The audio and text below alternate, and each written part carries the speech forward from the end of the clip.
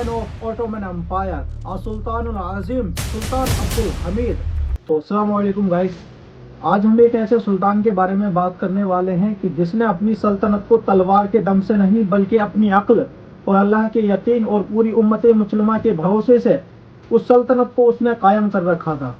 मैं आपसे कहता हूँ कि एक 34 साल का लड़का जिसको अगर सल्तनत संभालने को दे दी जाए तो वो क्या क्या कर सकता है, कुछ भी नहीं कर सकता भाई।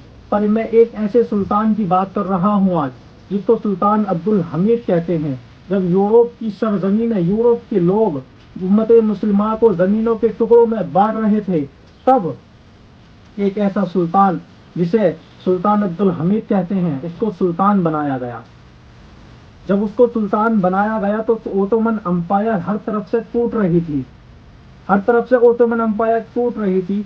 तब उसको सुल्तान बनाया गया। वो 34 साल का था जब उसको सुल्तान बनाया गया।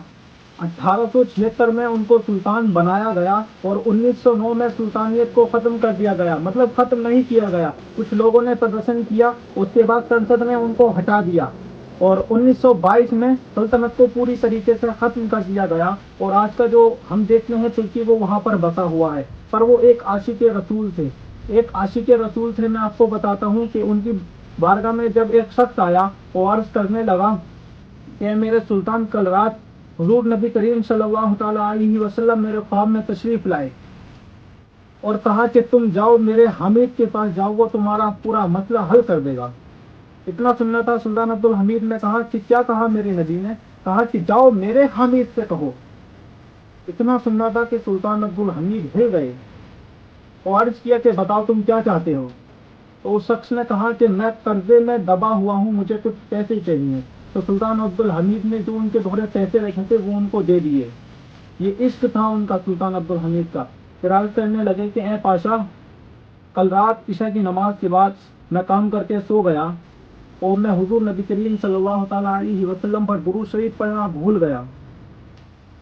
जब दुरूद शरीफ पढ़ना भूला तो उस शख्स ने आन के जब बताया तो मैंने यकीन कर लिया कि हाँ, मेरे नबी करीम सल्लल्लाहु तआला अलैहि वसल्लम उसके ख्वाब में तशरीफ लाए। और अर्ज किया कि आप जानते हैं ऐसे शेर भी इस दुनिया में हैं, हमको पता नहीं, हम मुसलमान हैं, हमको पता नहीं हमारी तारीखें क्या हैं।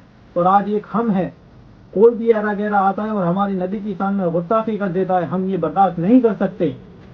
हम ये अपील करते हैं अपनी सरकार से कि उनको कल से कल सजा दी जाए। लाइक, सब्सक्राइब करें एंड शेयर करें। अस्सलाम वालेकुम।